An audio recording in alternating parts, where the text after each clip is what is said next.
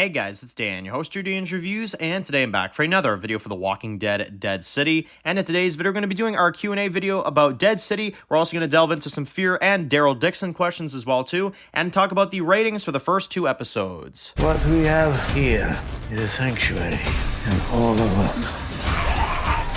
We can bait him, get him to tell me where my son is, and we kill him.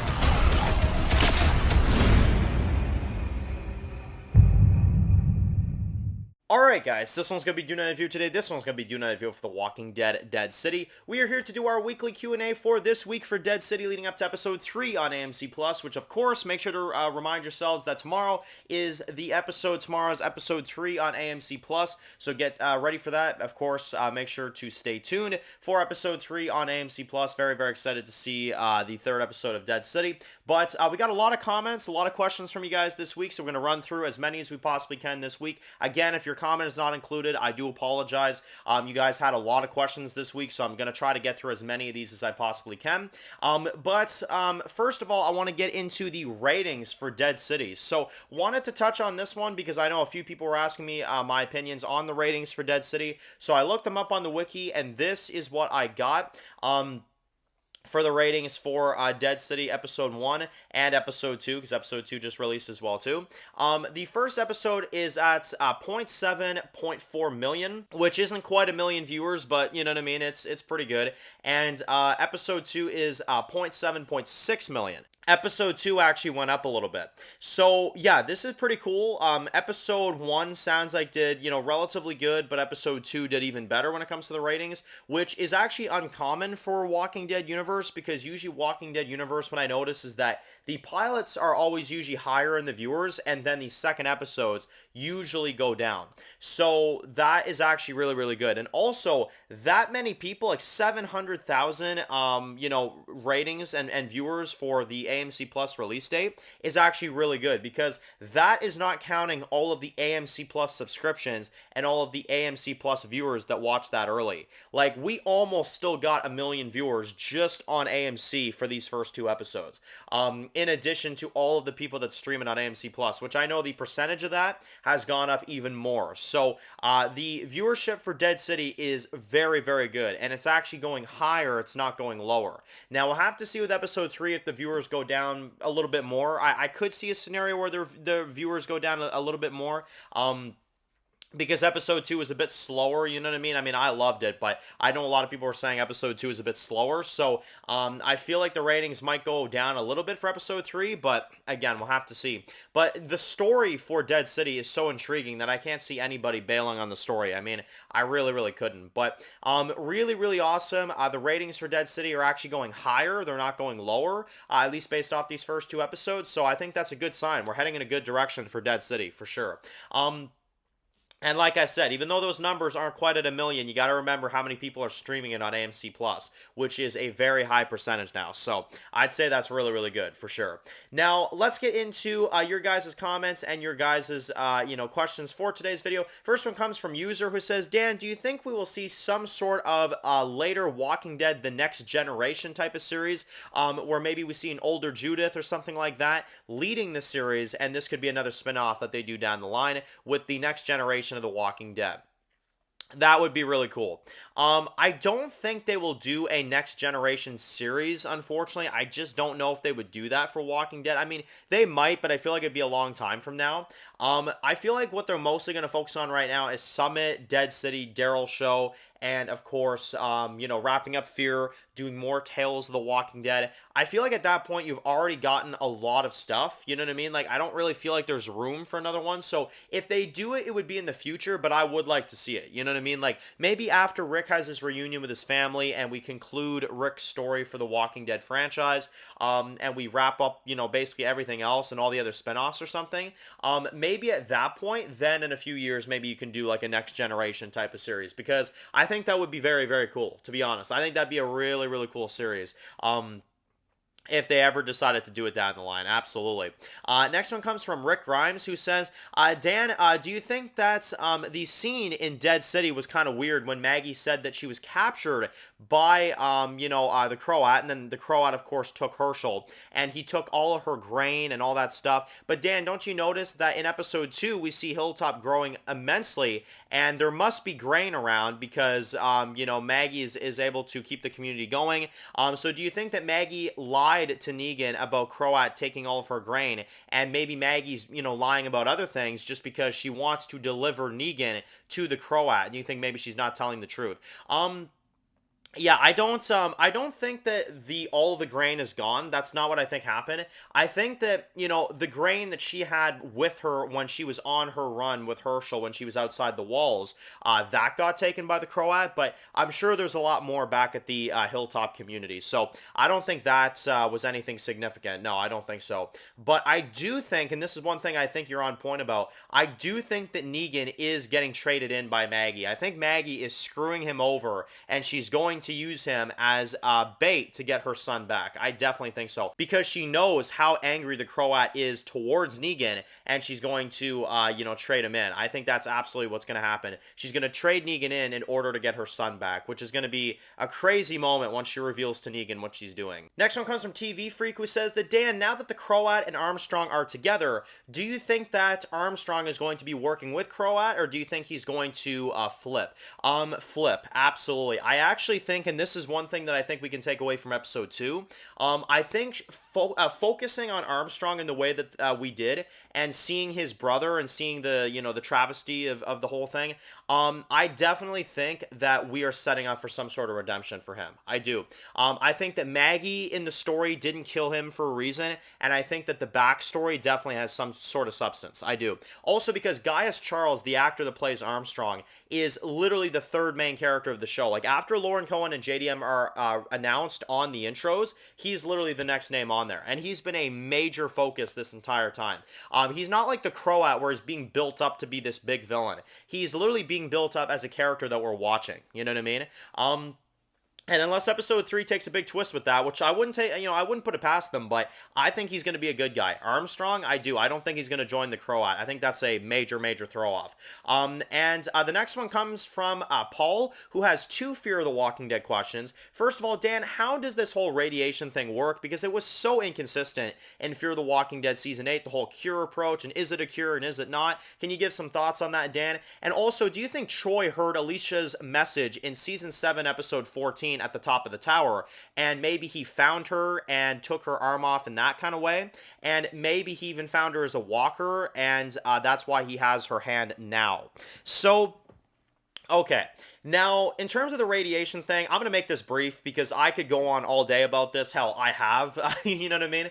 I don't like it. I don't like the radiation storyline at all. I don't like how Alicia is managing to survive, all these months, and then she's just cured and she's just fine and all that's, all good. And, you know what I mean? And the infection is still in her and all this bullshit like that. Like, keep it fucking realistic, people. Seriously. If you get bit by a walker, you're lucky to survive 24 hours, not, months and months of passing out, waking up, passing out. If the infection is in you, you're dead. You're fucking dead. The infection is in you, which is what Alicia stated. You know what I mean? Like, if the infection is in her, she is going to slowly die. Not pass out, wake up, drink some water, and she's fine. You know what I mean? It makes no fucking sense. It's so dumb. I hate the way these writers do this cure shit. It's so bad. And not to mention the whole Season 8 thing, Finch gets bit, then the radiation, but then the radiation doesn't work, and then the kid just dies anyway. Like, the storyline is so inconsistent, and honestly, Paul, I'm as lost as you are. I think the storyline sucks. It really does. These writers made a terrible attempt at a cure approach and then flipped it at the last minute and said, oh, it doesn't work. It doesn't work. No, it just prolongs it, It's absolutely ridiculous. And to be honest, I wouldn't even, say it's like impossible to say that Alicia's dead. I really don't, because Troy has her arm. He does. And Alicia would not just give that away. You know what I mean? Like, I could definitely see a twist where Alicia dies. I really could. And I don't want that to happen. I think that would be really horrible. But here's the thing. The actress for Alicia does not want to come back to Fear. She's stated that many times. And Troy has her arm in that teaser. Like, to me, it feels like they're going to kill her off screen. It really does. I hope that I'm wrong with that, but that really feels like that's where this is going, to be honest. And I do think that Troy heard Alicia's message in 714. I do. And I think that he found her pretty quickly after, to be honest. And what happened after that, we'll have to see. Hopefully Troy will explain it somewhat, you know? Next one comes from Winter, who says that, Dan, in the scene where Negan, of course, kills the guy in cold blood in front of everybody, the knock-knock scene, do you think that is triggering something in Maggie and she's going to snap at him? Or do you think that maybe she's going to start slowly understanding why he does what he does? Where do you see that one kind of going? Well, Maggie's face in that scene when Negan was doing the knock-knock joke, I agree. She was horrified to see that because that reminds her of what the hell he was like. You know what I mean? Like, us as the viewers, it's an amazing scene because Negan is so badass and it's so incredible. But to Maggie, that's traumatizing. So, to be honest, no, I don't think Maggie's ever going to understand why Negan acted like that in that scene. To be honest, I think it's actually going to fuel her want to trade Negan in to get Herschel back even more. She's going to be like, this guy's psycho again. Like, let me just trade Negan into the Croat and get my son back, you know? Next one comes from Joey, who says, Dan, do you think that in the Dead City episode we will see Armstrong and the Croat join together? Which, of course, yes, I do. I think Armstrong will probably just have some sort of like redemption arc or something like that and flee from the Croat.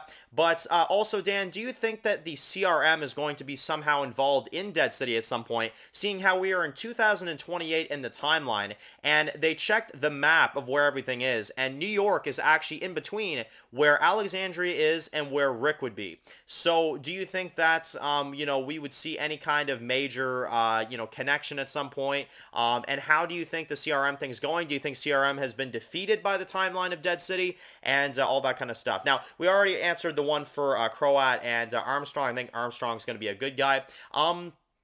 Yeah, in the timeline, season 1 of Dead City takes place in 2028. So that's pretty insane because we did skip a good few years after the main show. I think it's like 5 or 6 years. So that would add up. Yeah, it'd be something like that. But here's the thing. Because Dead City is so far in the timeline, has Rick made it home yet? You know what I mean? Like, has Rick made it back? Because it kind of feels like Dead City is disjointed from everything else now. They skipped all these years forward, and it's like, okay, well, what's happening with Rick? What's happening with Morgan? At this time, you know, could Rick be dead at this time? Like, we don't even know, you know, there's a lot of questions to be answered. And it very much feels like Dead City is going to stand on its own for a little while without connecting anything. You know what I mean? Because we have yet to see Rick again, and we're getting into the CRM storyline literally like really soon. And Dead City is like 5 years later in the timeline. So I don't know what the hell's going on there. I really don't. But I don't think CRM is honestly going to have an involvement in Dead City. I really don't. I don't think CRM is going to be involved in Dead City. I think Daryl's show will probably have some stuff of them. Rick's show will be the big one for CRM, obviously. But I don't think Dead City is going to be connected. No, I honestly don't think Dead City and CRM are going to have any kind of merging point at all. I really don't. Next one comes from Size, who has a Daryl Dixon Walking Dead question, and he says, Dan, do you think that we are going to see a scene where maybe Michael Rooker reprises his role as Merle and is a hallucination for Daryl when he's all washed up in France and maybe he has hallucinations or something? That would be amazing. That would actually be an amazing way to kick off the Daryl show. But unfortunately, I don't think that's going to happen because Michael Rooker has said many times he's done with the character of Merle. He doesn't want to necessarily come back and do any of that stuff, which is kind of unfortunate because I really, really wish he would. You know what I mean? He's tight with the actors, so I don't know why he wouldn't come back, but I guess maybe he just doesn't feel the need to, you know, which, I can respect him for that because I don't want them to drag out Merle, but I don't know, a scene or two would be kind of cool. I mean, we got that with Shane and John Bernthal came back, no problem, in 905, so I think that'd be amazing. For the Daryl show, I think that'd be incredible. And also, technically, Norman Reedus said that you don't have to watch the main Walking Dead to understand the Daryl Dixon series, which I'm like, in that case, how about you introduce your viewers to the brother that he lost all those years ago then that this, crazy guy in France lost all those years ago, because we know who he is, we know who Daryl is, we know damn well, but apparently some people can watch this show without knowing who Daryl is, which if you ever heard of The Walking Dead, you've heard of Daryl Dixon, so I don't really understand the point of that, but whatever. Either way, I don't think Michael Rooker will be in it, but I wish he would, because that would be really amazing.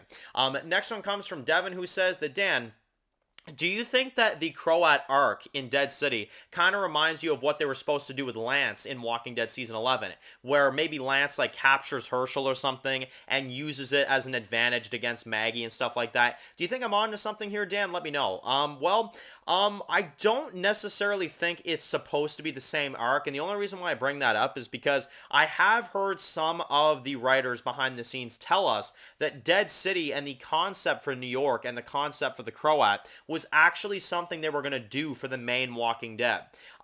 Because apparently the main Walking Dead, and Lauren Cohen stated this recently in an interview too, Walking Dead was supposed to go on for 15 seasons at least. They were supposed to get a few more seasons out of the main show, and this was supposed to be one of the storylines that they were going to do, that was going to be completely show original. So I don't think it was going to be for Lance.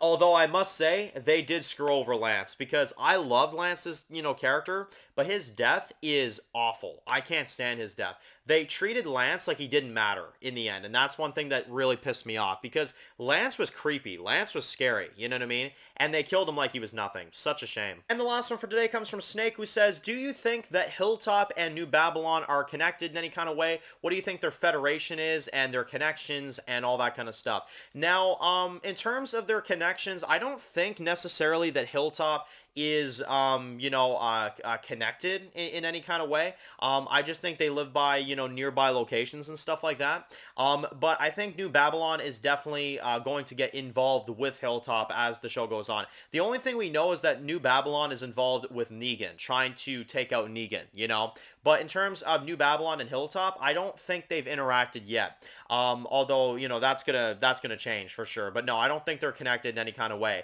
But Negan and New Babylon is, and that's the part that's definitely very, intense, right? Because New Babylon is definitely a very creepy and very interesting kind of, group so far, for sure. So it's going to be kind of cool. But anyway, let me know in the comment section below. What do you guys think about the just overall vibe of Dead City so far? What do you guys think of the show so far? And what do you think of the second episode? Are you excited for the third episode? Let me know all that cool stuff in the comment section below. So anyway, if you're new to the channel, guys, and you enjoyed this video, make sure to click the subscribe button so you don't miss any other videos for The Walking Dead Dead City. Make sure to follow me on Dan's The Walking Dead reviews on Instagram, guys. And of course, I will see you guys really soon and tomorrow for the review for Dead City. Enjoy the rest of the day, guys, and peace out.